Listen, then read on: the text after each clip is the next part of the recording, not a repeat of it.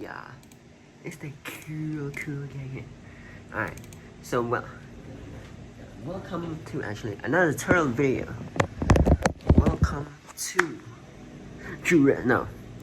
We're gonna show you guys, so I'm gonna show you guys how to download some older versions of OBS wherever you wanna get a nice style, nice feel like really gaming, you know what I'm saying? So let's get straight into it. You wanna go to Google Chrome, take OBS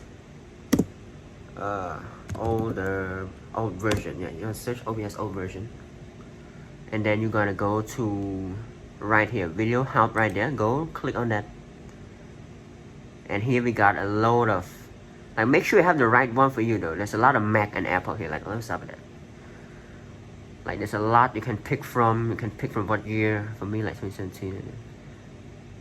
Okay, 2017. Yeah, I knew it wasn't anything. 2016. My one is around here, something like that. You can pick whatever version you like. I mean, let's just give one a shot. You can just install it, and I'm sure it will work.